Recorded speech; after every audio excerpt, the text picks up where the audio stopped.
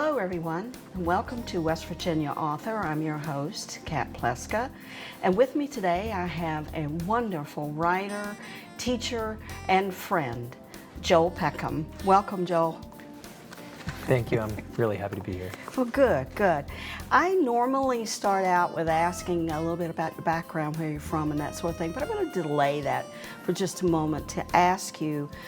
I was in a conversation with another author a few days ago, and we got to talking about an author's body of work, and we kind of disagreed on what that definition was, and I think it varies with each author. What do you feel you have a body of work, and what would that mean to you, do you think? I do. I think that,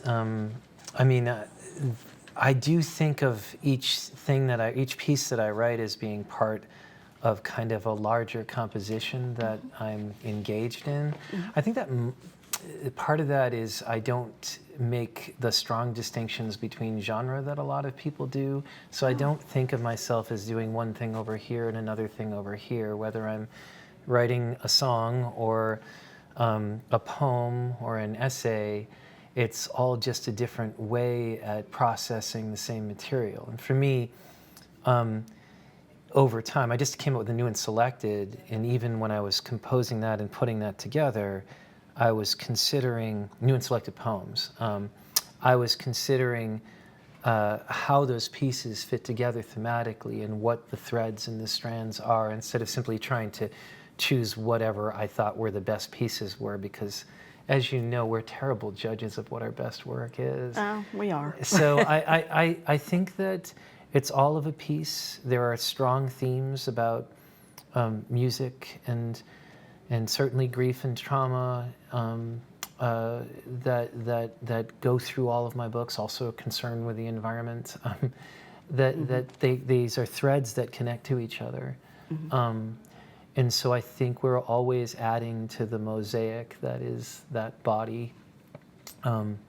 To combine metaphors terribly there. Right. Okay, that's good. I think my response was fairly similar to what you're saying. I was afraid that I was maybe writing, whatever genre I write in, I was writing basically the same thing. And I thought, I'm like a broken record sometimes, I think. But I also think that we get more deeply into what it really is. Yeah, I think that's true, and I think that I think it might have been Bob Dylan, who talked about how we're always writing the same song in different variations. Yes. And I don't think there's anything wrong with that. No. And that even this idea of like we're all contributing to the same larger piece, mm-hmm. We just don't have the perspective to see what the shape of that is. Mm-hmm. Yeah, we can't necessarily see our whole body of work. No. We can enumerate how many pieces we've had published, whether it's books or articles or essays right. or poems or music or whatever, but we can't always see it in its entirety. No, we can't. Yeah. And I think we tend to be drawn to the same interests. The definition of writer's block is probably trying to write about what we're not thinking about, or to try to try to kind of like avoid that, mm-hmm. right? Mm-hmm. Like, so I think that writers who are productive tend to be accessing the same material in different ways. Mm-hmm. And I've also found that nobody worries about that but the writer. Only the writer worries about that. That is true. Nobody's sitting listening to a Bob Dylan song going, this sounds just like the last damn Bob Dylan song. I mean, that's how we recognize style. Yeah. So. Style and voice, I think, too. Style and voice. Yeah, exactly. Absolutely. Okay, thank you. Okay, now we'll back up. Okay. And so tell me a little bit where you're from and how you got here in West Virginia and what you're doing now. Okay, so where am I from? I grew up in Massachusetts, south Boston, a town called Sharon. I've lived all over the country, and also for a little bit of time in the Middle East in Jordan while on a Fulbright scholarship. I got here because well, again, a relatively long story. I'll try to keep it short. I was in a car accident in the Republic of Jordan in 2004, where which took the lives of my wife and my oldest son. And so it really was a radical change in my life at the time. I was about 33 years old, and I needed I needed a job. I needed to bring up my kid. I needed a situation where that could happen. First, that meant going to a private high school in New Hampshire, and then I fell in love. And to a beautiful woman named Rachel Peckham, who was also an incredible writer. And she was in Ohio, so I made my way down to Cincinnati. And then she got a job right out of grad school at Marshall. And I applied, and on the fourth time maybe, I got a job at Marshall, sort of as a generalist. And so I was able, for a while, Darius and Rachel were living in Huntington while I was commuting back and forth to Cincinnati. Oh, wow. And so eventually we were able to all be in one place, which has been an incredible blessing. We are very, very fortunate to be able to both have jobs in the same building at the same university. And, you know, I mean, we feel fortunate. I don't know if that would work for everyone, but it works for us. Oh, it definitely does work in the same department, and you two are my colleagues, and I'm very, well, very we're blessed fortunate. to have you too. Well, do you remember how we met? I don't. I'm sorry. I don't remember exactly either, but I think it was when a friend and I, a fellow writer, Mary Imo Stike, and I had that reading series in Hurricane, West Virginia, called More Than Words. And for some reason, and I knew Rachel from back in Ohio University days, but I think you came to one of those. We attended pretty regularly to yes, those. you did. That was because wonderful. you had great writers at them that we loved, and it was always a wonderful event and a great location. I miss that. I do too. I do too. And it's the owners of that business who let us have that large room for free. Moved and sold the business. So unfortunately, and Mary Imo retired to Florida. So everything, all good things come to an end at some point. So. Okay. Let's dive right in and talk about your most recent books. But I want to back up on one is Bone Music. I want to talk about that just a little bit. Did that come out last year, year before last? Do you remember? Bone Music came out in 2022. Okay. So it was year before last. Yes, it was a year before last. You just want me to talk about it generally? Yeah. Talk about how you came up with the title. There on the front cover, it looks like a CD with an X-ray of like a pelvis, the bones or something. It's really quite clever. So how did you come up with that title? So I love odd combinations of words. It sort of struck me that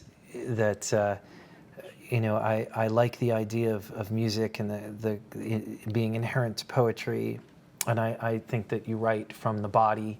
I like to think that I write from the body at least as much as from the head. And but I ran across an article about how in the Soviet Union during the 1950s and 60s, when music from the West was banned, what they would do is take the X-rays that had been thrown out behind hospitals, and people would take and then they would transfer records, so they would duplicate records onto these X-rays. So people would have like the Beatles' Help, pressed onto a picture of someone's skull, and they would call those records bone music or bones or things. So and originally these were all jazz records actually. So I think I've got this right anyway. But and so I wrote a poem about it. Ironically, it's the only poem in the book that was never taken by any journal. So like you could argue it's the worst poem in the book. I don't think it is. I like it. But it was such a good title. I had to use it, and it fit. So I also broke my in the accident I was in. I shattered my hip in 8 places. It's not my hip on the cover because the X-ray of that shows a bit more than I'd want to put on a cover. Oh, right. You know, this little ghost of things there. But it was, so it's actually a woman's pelvis that's on the cover. But it just fit very well with the theme and my own personal story and the importance of the music and what's happened to me and healing and recovery and trauma. It fit perfectly for that. And you wrote some music to that to go with it. And because I remember being in a reading, Yes. I think it was in Taylor Books in Charleston, and you were playing the guitar and singing a song, and I think it went along with the book. What I did was I have an actual LP, spoken word LP called Still Running, which is available. Here's the plug. It's available on all major streaming platforms like Spotify and Apple Music. And it's original music that I composed backing original poems. It's Joel Peckham backed by Joel Peckham with Joel Peckham. It's everything except for some drums by a friend of mine named Ruben Ambat who plays on it on one track. I think it's the title track, Still Running, that he's on. Okay. But other than that, it's all me. Okay. You know, I'm very proud of it, though. I'm I sure. never thought I came out with an album. Yeah, absolutely. Well, let's go ahead and talk about one of your more recent books. Okay. Any Moonwalker Can Tell You. Sure. Who published it? And tell us a little bit about that. That's from Stephen F. Austin State University Press, which is quite a long but they did Bone Music as well. It is a new and selected poems. I had been working on a new sequence about my father's dementia.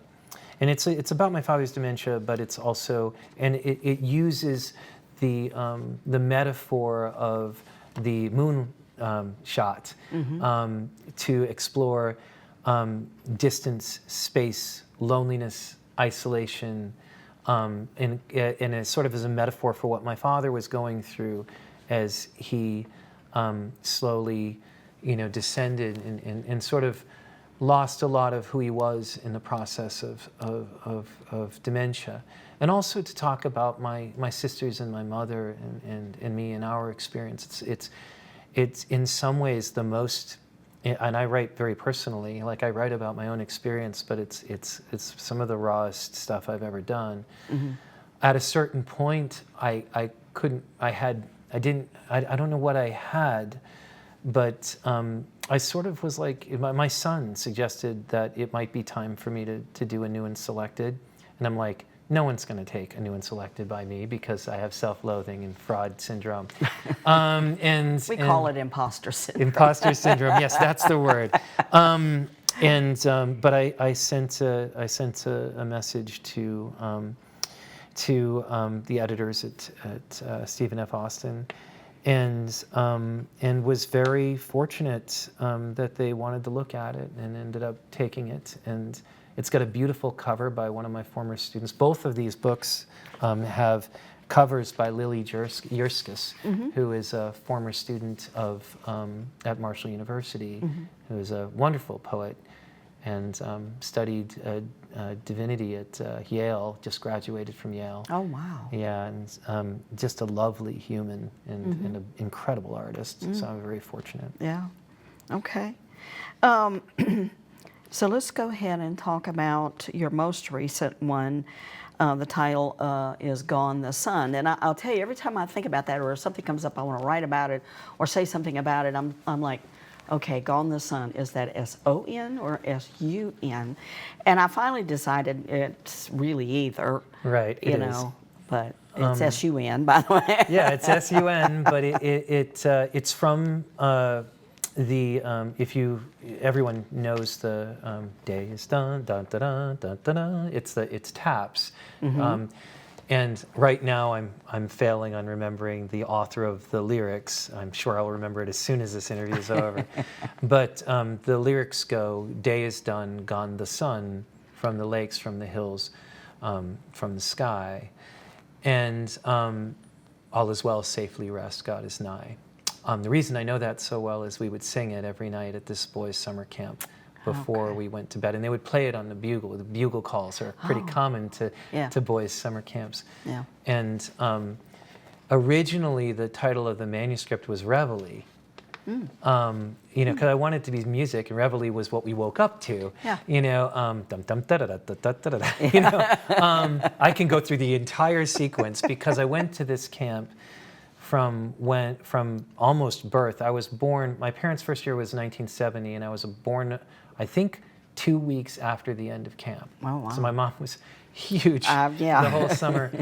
And then I was there every summer until I was, I think, in my early 20s, took a couple summers off, came back, and then was gone for 10 years. And then after the accident that I was in, I came back again.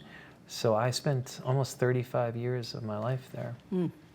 You know, and so and my mother was the water ski director, and my father was the athletic director, and I had many roles. Eventually, ended up it's a boys' sports, or traditionally Jewish summer camp, although now it's not. You know, there's still a lot of kids because historically their families have continued to send their kids there.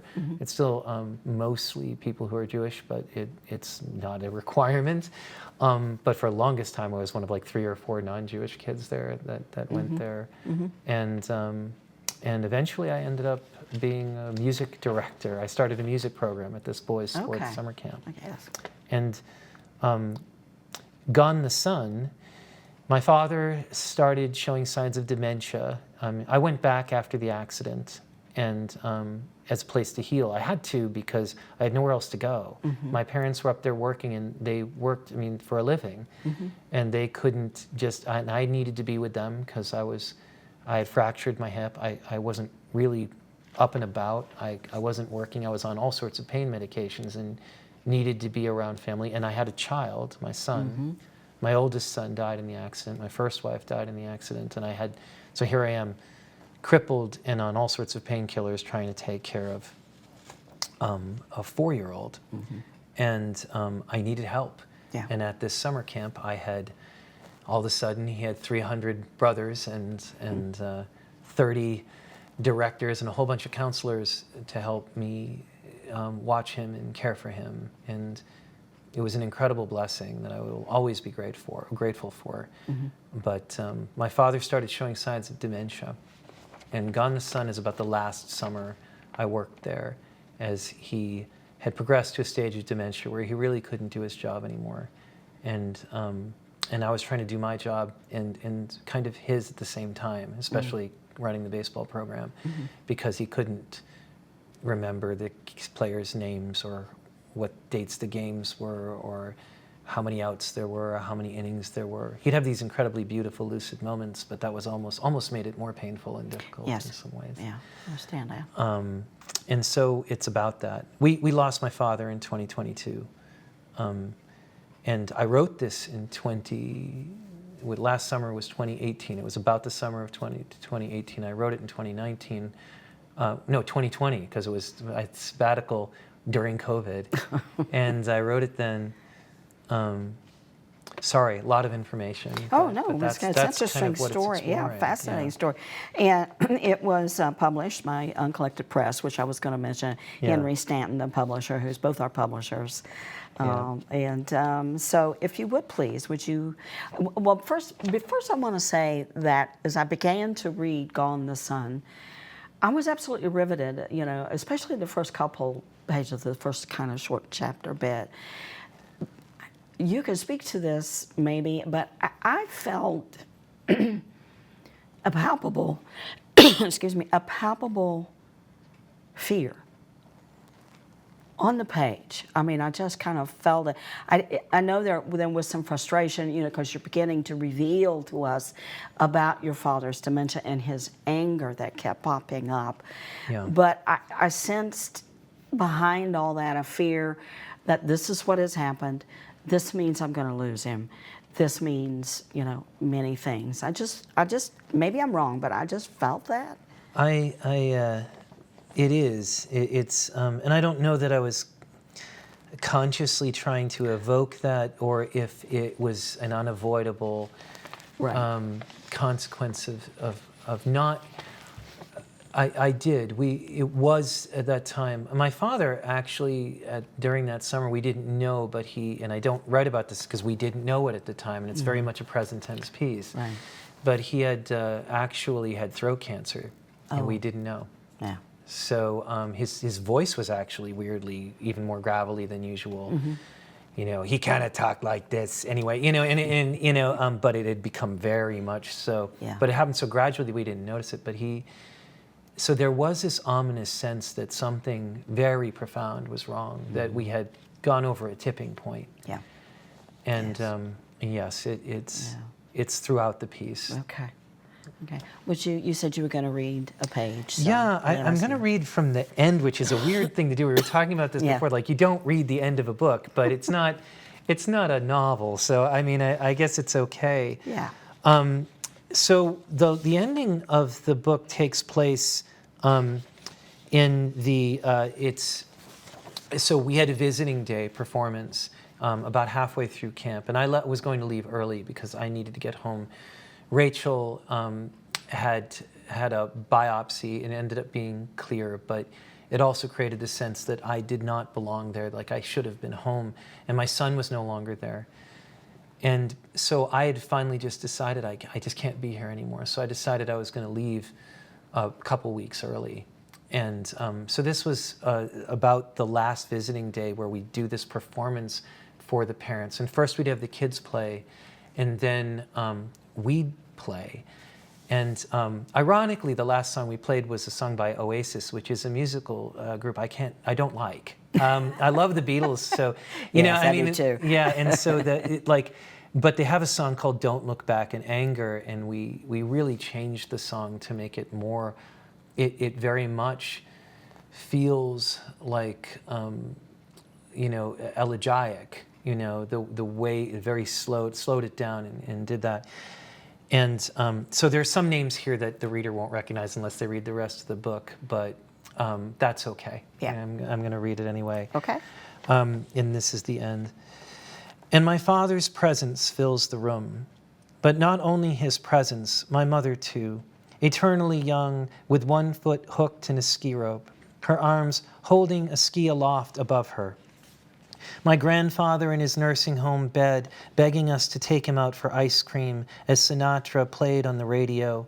Cyrus, as I sang him to sleep above his crib, Susie in her ripped jeans, carving a rose onto a canvas to muddy waters, eternally ready as anybody can be.